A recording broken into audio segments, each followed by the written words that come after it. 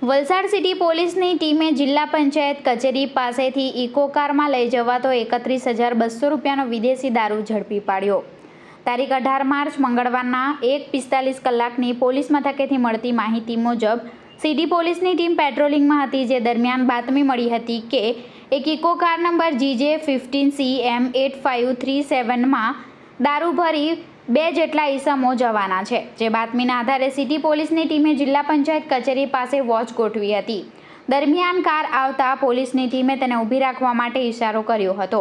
Car ચાલકે police નાકાબંધીથી થોડે દૂર કાર ઊભી રાખી બંને ઈસમો ભાગવા જતા પોલીસની ટીમે ચાલકને ઝડપી પાડ્યો હતો। બાજુમાં બેસેલો ક્લીનર અંધારાનો લાભ લઈ ફરાર થઈ ગયો હતો।